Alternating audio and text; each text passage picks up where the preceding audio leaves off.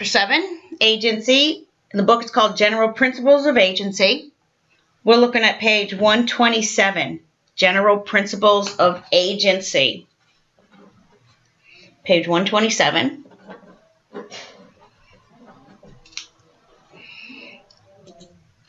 To create agency, there must be delegated authority and consent to act. Delegated authority and consent to act. That's a real common question. They're going to say, how do you create agency? Someone must delegate the authority and someone must consent to act. Here's your types of agents.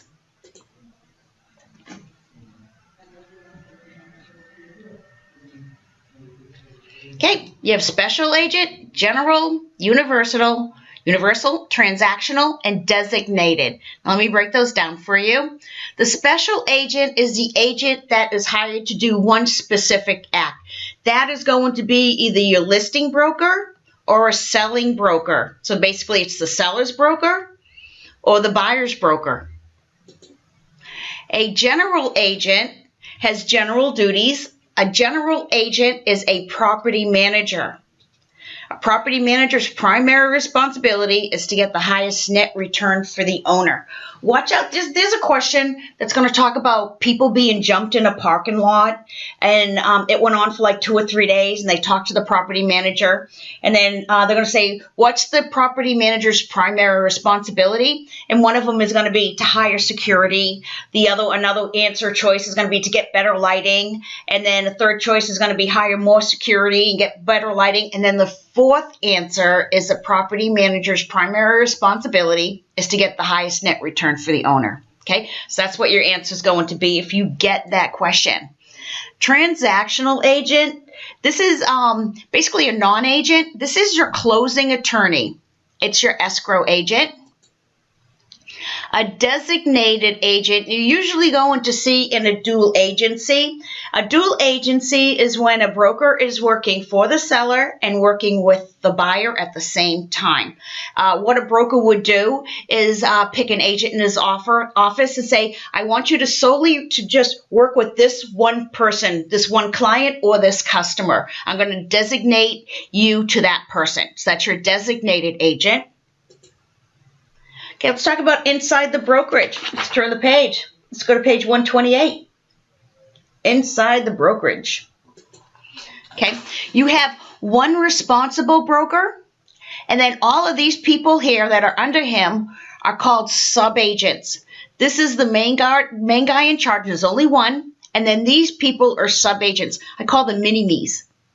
Okay, they're responsible to this guy. Sub-agents can either have a salesperson's license or they can have a broker's license. It doesn't matter, okay? You're going to find a lot of affiliated brokers that have broker licenses, but they still work under a main broker. All the sub-agents' listings belong to the responsible broker. So if this person has a listing right here and she moves to another broker, her listing belongs to her old broker and would stay at her old brokerage. Okay, everything sub-agents do, the responsible broker is responsible for this guy. Okay, so he owns all the listings, but he also owns all their problems. If they get in trouble, he gets in trouble as well. The sub-agents are responsible to their broker.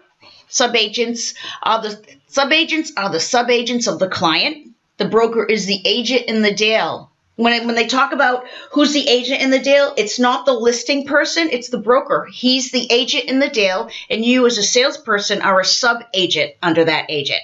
Okay, and the broker owns all those listings and contracts. Okay, it's broken down on page 129. Okay, blind ads are illegal.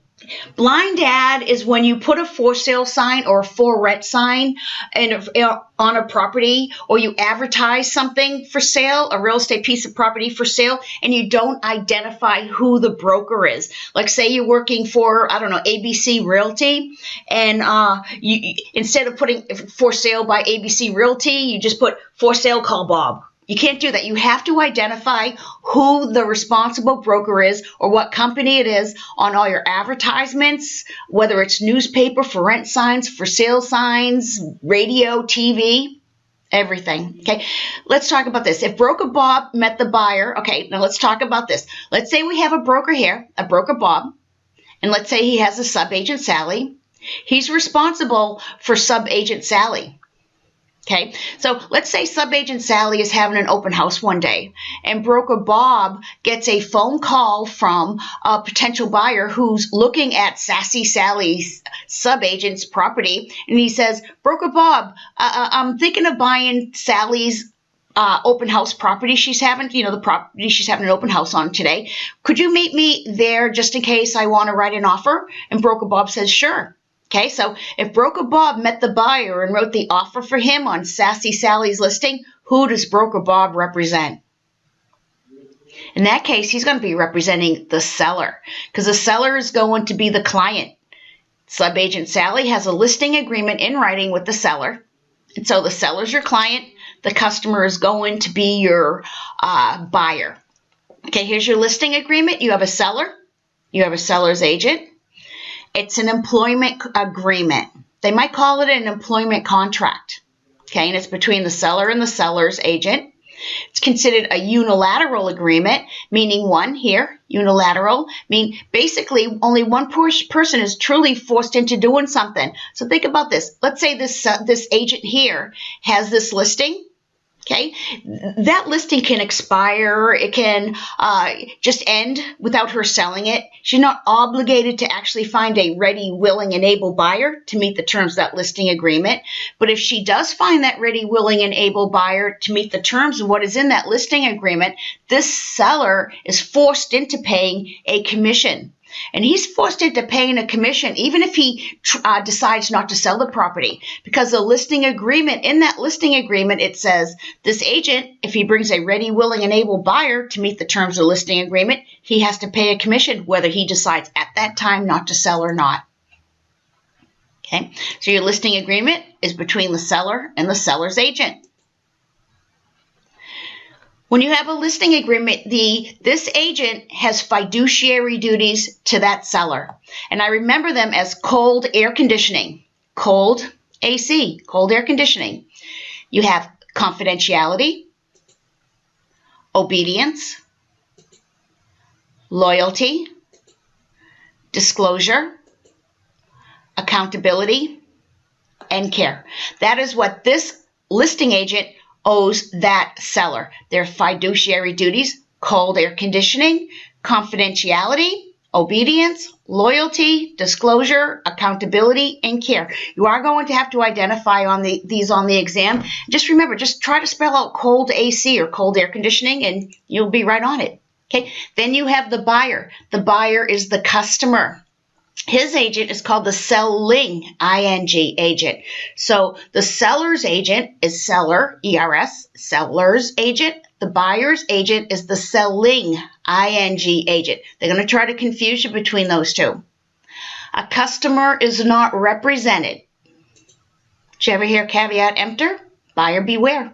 All these Latin words and French words are all on the exam. So they're going to ask you, what does caveat emptor mean? It means buyer beware. The buyer is always due fair and honest dealings from his agent and the other agent, the seller's agent. Okay. When the potential buyer makes an offer, he puts down an earnest money deposit. If this guy gives an offer back, a counter offer voids the original offer. Okay, and there's your buyer deposits an earnest money deposit to show his true intention to move forward with the deal. Did you ever hear money talks? Okay, a potential buyer, he can withdraw his offer before the seller accepts it and get his earnest money deposit back. Or a seller can withdraw a counteroffer before the buyer accepts it and then accept a better offer. Once you have what's called the meeting of the minds, that's when both parties, the buyer and the seller, have agreed to the certain terms that for this transaction to execute it. Okay, it's going to be called the meeting of the minds. it becomes a purchase agreement. What you're going to do is you're going to pull out an offer. A purchase agreement and the offer are the same exact form. It's the same exact document. And what you do is you're just going to take a new offer that has nothing written on it, and you're going to fill in all the blanks of all the terms that the buyer and the seller have agreed to. The purchase agreement is between the seller and the buyer. The seller and the buyer. And the purchase agreement defines the legal rights of the seller and buyer. Okay, here's a question. Let's say that this buyer feels that after it closed and he's been living in the property for about a month, he feels that the seller has defrauded him. Would a lawsuit from him against the seller's agent be heard in court? The answer is no, because the contract was between these two. His agent and his agent were not a party to this agreement. During escrow, the seller is going to retain legal title. The buyer is going to retain what is called equitable title. No matter what type of transfer it is, it's going to be the buyer has equitable title, the seller has legal title. Because escrow is that point in time when all the documents, your transactional agent, which is your attorney in the state of Mississippi, is pulling together all the documents and then making sure that everything happens that's stated in the contract, the purchase agreement. And during that time, the property hasn't transferred yet. It's still an executory agreement at that point. So the seller, doesn't he still own it? Sure. But the buyer is said to have equitable title, which is considered an insurable interest. Basically, he's the one that is insured, who is that he's next in line to own that property. Okay, so the seller's going to retain legal title. The buyer's going to retain equitable title. You know that you can leave this in a will to somebody, your legal title. You can also leave in a will equitable title to someone. Okay, here's single agency versus dual agency. Single agency is when you represent or work with one party in the transaction. That'd be the broker working with one party in the transaction. Dual agency is when the broker is representing one of the client and working with the customer. And it has to be in writing for it to be legal. Listing agreements. Okay, your listing agreements are on page 133. Okay, you have exclusive right, exclusive listing, and open listing. And then you have a net listing, which can go with any of these listings. Okay, and we'll explain these. Okay, first you need to know who the procuring cause is, or the person who procured the buyer.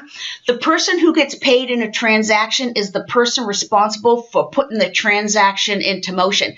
That person becomes the procuring cause, or the person that procured the buyer. Now let's talk about these listings. Okay, exclusive right. I like to say, if it doesn't say right, then it's wrong for you. Okay, see that word right? The agent is going to get paid no matter who procures the buyer. So in an exclusive listing, exclusive right listing, the seller can find a buyer and the agent still gets paid. Okay, as opposed to an exclusive listing, the seller is going to reserve the right to sell it himself. If he sells it, he doesn't pay you because he is going to be the procuring cause at that point. So in an exclusive listing, the broker has to prove that they were the procuring cause for the seller to pay him. Okay, that's why I always say, if it doesn't say right, then it's wrong for you. Open listing. This is when the seller hires any number of agents, and commission is paid to the agent who procures the buyer. So this guy could have like 20 agents trying to sell his property. And only the person who is the procuring cause is the person who is going to get paid. Okay, so here's your 3 listings. Remember I told you a net listing can go on top of these 3 listings. A net listing is when somebody calls you up and they say, okay, I want you to list my property, and all I need is $1 million and you can keep anything above that. Okay, that's a net listing. Okay, it could be an exclusive right, exclusive, or open. Okay, they're considered, well, they're illegal in the state of Mississippi, and they are considered unethical. Okay, here's some reviews, counteroffers, and multiple offers. A counteroffer voids the offer. And here's a question they're going to say, what happens if what should the agent do if the seller gets either many offers or counter offers? The agent should caution his seller not to respond to multiple counter offers or basically offers at the same time. Remember, the buyer holds equitable title before the close. The seller holds legal title before the close. Both titles can be inherited. Okay, you have unilateral contracts and you have bilateral contracts. Okay, this is on page 134. Okay, you have unilateral and you have bilateral. Unilateral, only one person is forced into doing something. It'd be a listing or an option, not just an open listing, it's all listings. And a bilateral contract, that's a promise for a promise. The bilateral contract is going to be the purchase agreement. Okay, a unilateral contract is going to be all your listings or options. Always disclose when you're in a transaction with a relative. Okay, disclose if you own a piece of property and you're listing it or you're buying it. The broker has an employment contract with his sub-agents. In fact, that's one of the 3 stipulations that the IRS makes sure that you have with your broker so that you can be considered an independent contractor. A broker cannot pay another responsible broker sub-agent. A sub-agent cannot accept payment or bonuses unless it's from his responsible broker. Okay, these are all on page 135. So basically, hopefully, and I hope that you're really good and people get really impressed with you, and they decide that they want to give you, like your buyers and your sellers want to give you a bonus. If they give you, let's say, $1,000 check, you have to turn that $1,000 check over to your responsible broker, even if it was meant for you. Everything goes through your broker, then your broker takes whatever percentage is in your employment agreement with him, and then he gives you what you deserve after that. All money received by the sub-agent must be turned over to his broker. Okay, there's a question about a property manager who's working and she's by himself, and a tenant came in and was paying her cash for one of her rental units, and the owner of the building came in and he said, hey, why don't you give me that cash? I'll call your broker and tell her that you gave me the money, and then it's going to ask, what should the agent do with the money or the cash? Your answer is going to be to give it to her broker. She has to give it to her broker, and then at that point, if the owner of the building wants it, then after it's recorded through the broker's trust account, it can go to the seller of the property. If the broker dies, all contracts end. Okay, because think about it. Your broker is the agent in the deal. So if that broker dies, one of the parties died. So the contracts end. Sub-agents, which are your salespeople, and sometimes sub-agents can be brokers, their death has no bearing on the contracts. So, I don't know, I have some students come back and tell me that they were asking how healthy their brokers were before they decided to go work with them. I'm not sure that's so necessary. Okay, if a broker cannot determine where earnest money deposit should go, he must turn it over to the courts to decide. The form the broker will use is called an interpleader. I only had that happen once when I had a buyer die on the close of escrow, and the other agent was confused, and he decided that money was deserved to his seller, and it was just a big mess. We had to file an interpleader, and the money went to court, and I'm not even sure what happened. It's probably still sitting there, unfortunately. Okay, here you go. The sub-agent must deliver all money to the broker. An earnest money deposit is delivered into the broker's trust escrow account once there is a meeting of the minds. So what happens is when your buyer is going to give you an earnest money deposit when he's making an offer, your broker is probably going to keep it at some safe place in his office. He does not deposit it into his escrow or his trust account at that particular time for that transaction. He waits to make sure that there's a meeting of the minds. Because if there's not a meeting of the minds, what he's going to do is he's going to give that same check back to the buyer. Once they do have the meetings of the mind, the deposit must be delivered into the account by the close of the next business or banking day. Some of you, it's just going to say, according to state law, in a timely manner, or it's going to be some variation of this, by the close of the next business day or the close of the next banking day. Trust accounts and business accounts. Here are the two bank accounts that every broker is going to have. Okay, they're going to interchange. Trust account and escrow account is meaning the same thing. And then you have the business account. Your trust account, or they may call it escrow account. This is your client and customer funds. They are not assets of the broker. And they're usually put, or they are put in a non-interest demand account. They're going to call it a demand account. It's usually a checking account, a demand account. Here's a second account. It's a business account. Okay, and this is where, these are his broker's funds. This is where his commissions are going to come in and out, and his bills are going to get paid from there, like rent, electric, gas, rent expenses. Okay, the breakdown's on page 142 on that. And also, don't forget to take a look at page 136 to page 141, because it takes you step by step through the entire, basically, the offer and acceptance. No commingling. A broker, you cannot take money out of the trust account or the escrow account and put it into the business account. Okay, that would be commingling, and that's called going to jail. But you are allowed, a broker is allowed to take money out of his business account to open the trust account or to pay any fees associated with the account. Okay, so if you'll find that on page 143. Express contracts. We're going to, on page 144, look at express contracts or implied contracts. Express contracts, it's an oral agreement or a written agreement or an agreement that's orally and written. It reminds me of burgers and shakes, an express contract. When you go to McDonald's and you're ordering, you order, and what's the first thing you do before you get your food? You pay, and then you get something in writing, and then you go get your food. So I always say burgers and shakes. It's the express line at McDonald's where you get burgers and shakes. At the express line, express contract.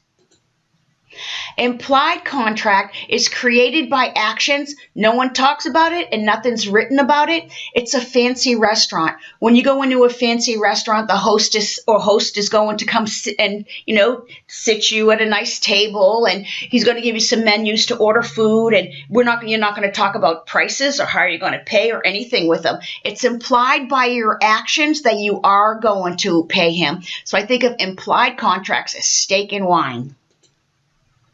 Executory contract, this is on page 145, executory contract versus executed contracts. An executory contract is something still needs to be done. It's not complete, it's ongoing.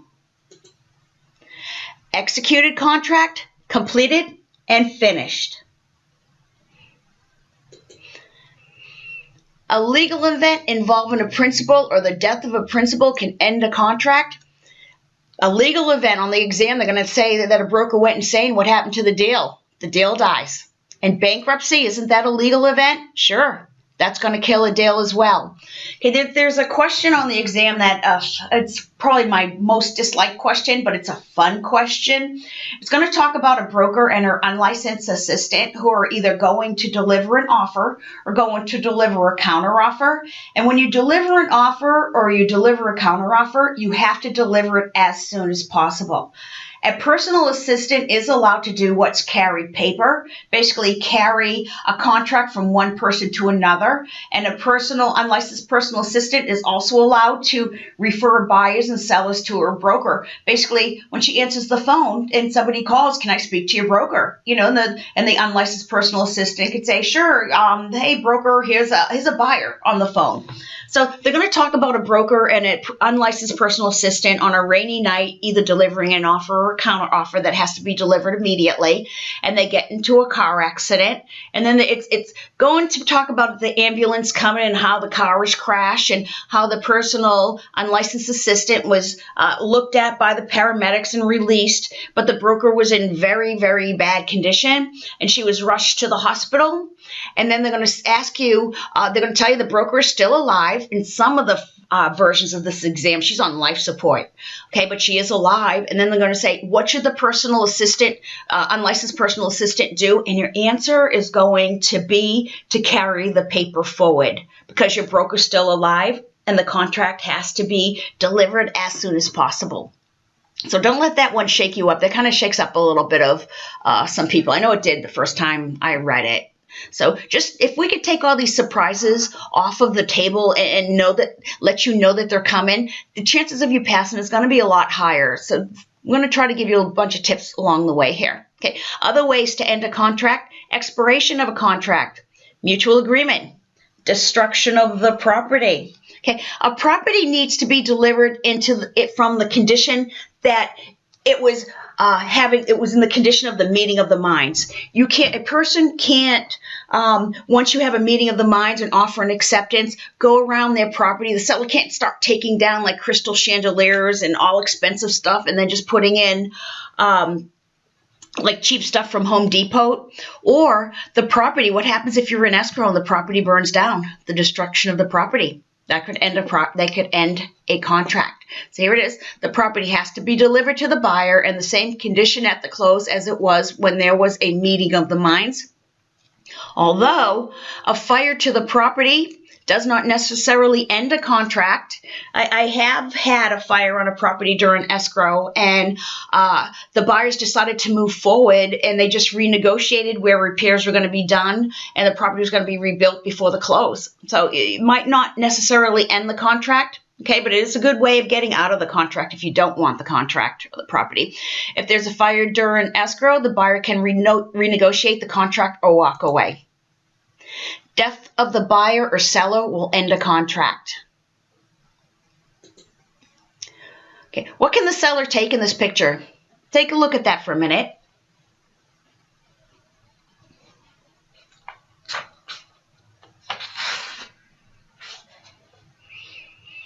Okay. Remember going back to the first chapter, we talked about fixtures. Fixtures are things that were once personal property that was attached to a landlord's real property. And when you sell the property, knowing that it has to remain in the same condition as it was on the meeting of the minds as the closing date, if you look here, can they take these window boxes? The answer is no. These are fixtures attached to the landlord's real property. Can they take the lumber? Sure. These are movable. These are personal property. They're going to talk about how a buyer bought a piece of property and they loved it and had these beautiful window boxes. And when they were closing, they went to do a final inspection and all the window boxes were removed. And they're going to ask you if the seller is responsible for bringing those window boxes back. And your answer is going to be yes.